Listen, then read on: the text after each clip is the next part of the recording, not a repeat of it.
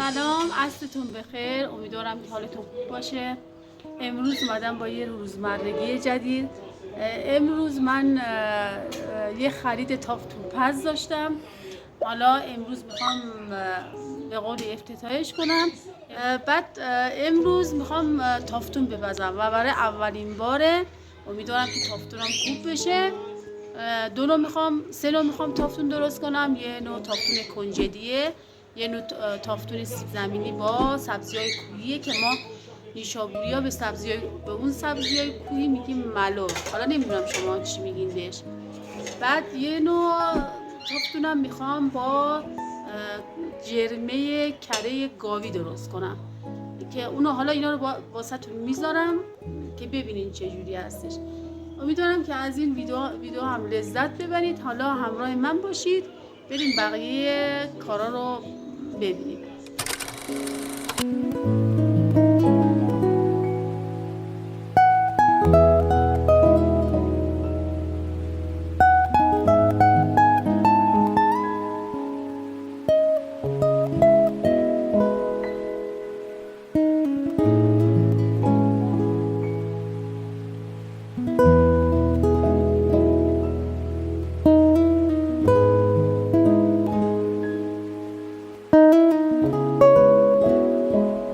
نگاه کنید مواد سیب زمینی که بهتون گفتم.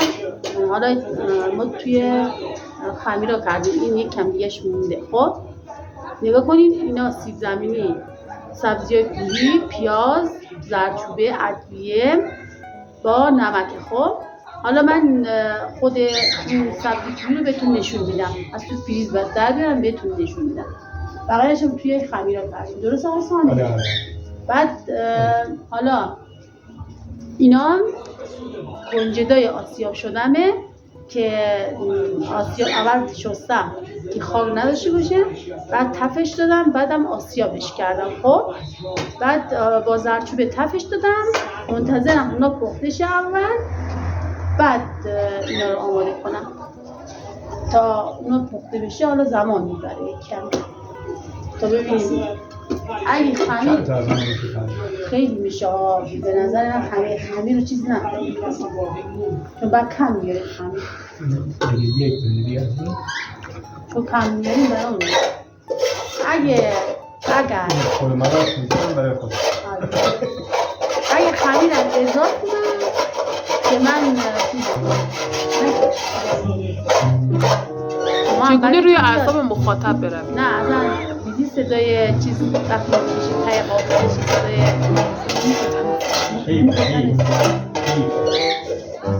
پول خورده. اگه خمیرم اضافه بیاد از جرمه کره استفاده میکنم. اگر خمیرم اضافه بیاد، البته آقای سوهندی خیلی دیگه تافتوناشو کنترل کرده. شما یک بار دیگه تافتون نشون بده. یه بار دیگه تافتون رو نشون بده. هم تو دلش هستی. بیا نزدیک. اولین تافتونمون تجربه خوبیه. میدونید من چون تافتونای بیرون رو زیاد دوست ندارم. خوبه، خیلی خوشمزه است. ولی خب دیدم که چون یه چیزیه که وسیله‌ای که تو خونه لازمه، هر وقت دلت بخواد موادش رو درست می‌کنی تو خونه قشنگ راحت درست می‌کنی. فقط یه خورده الان گرمه و هنوز کولرمون راه ننداختیم. فعلا فقط پنجره رو باز کردیم که هوا بره بیرون، رد و بدل شه. برای همین دیگه حالا تجربه اولمونه، ببینیم چجوری میشه. زمان قدیم البته من که شما نه.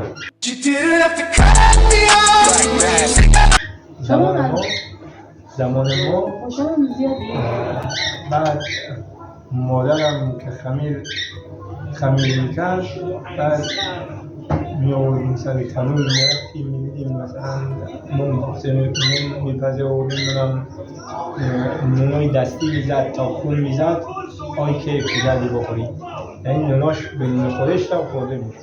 خب بچه‌ها فقط میدونین اون تافتون پزا وقتی دارید توش تافتون درست میکنی، خب وقت خیلی صبر و حوصله داشته باشی. آره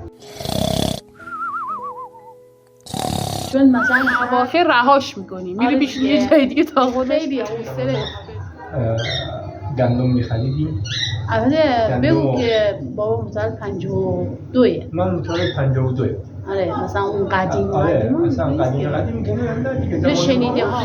اون زمان گندم میخریدیم، آسیابی میکردیم، تمیز میکردیم، بعد میبردیم آسیاب سر سازشون میبردیم و خمیر میپختن، خمیر درست میکردیم.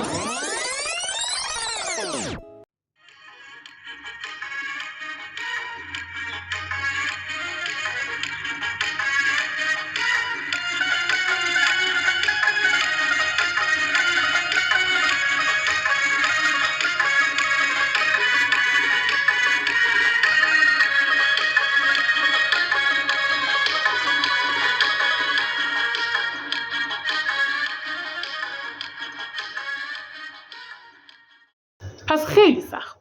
نه سخت چی بود؟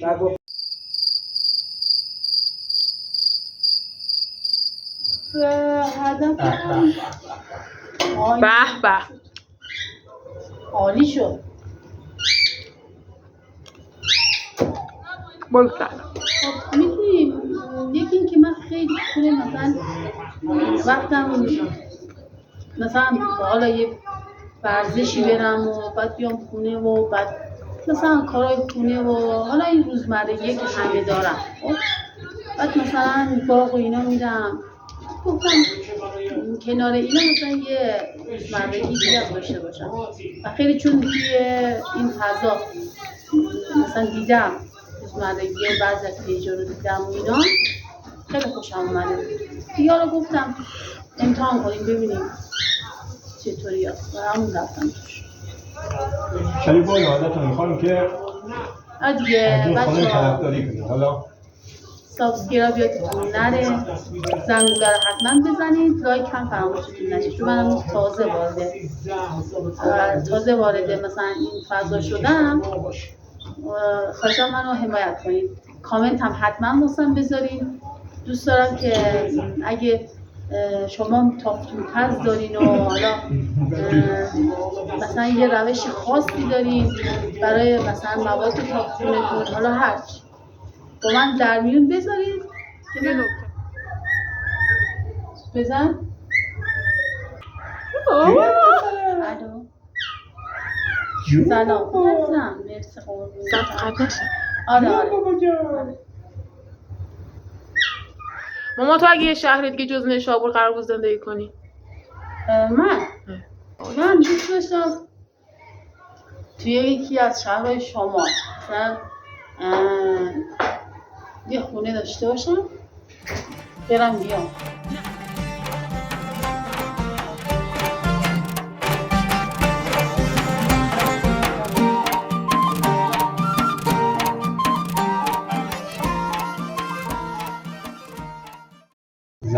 سه تا فیلم کودک از دهه 60 خیلی عاشقش بودی. فوتبالیستا با اینکه مثلا دختر بودم خیلی دوست داشتم.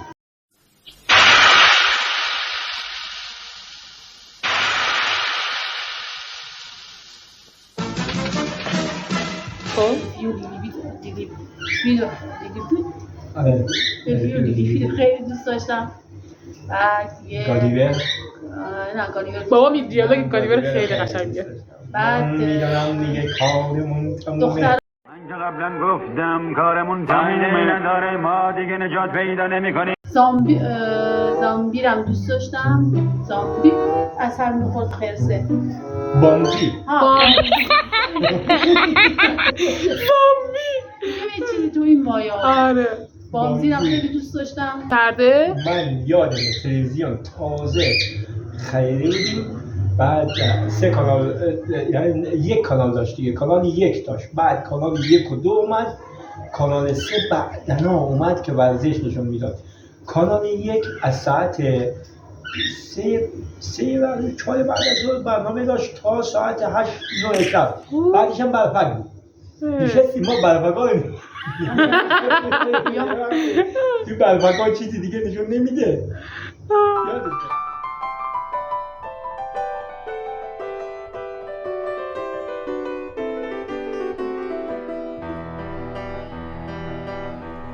از زمانی که واسه پخت تافتونه گذاشتیم اونجایی که شروع کردیم ساعت‌های تقریباً 5:30 یه رو به 6 بود دیگه. هوا روشن بود، پنجره وایسادم به خاطر اینکه هوا خیلی گرمه.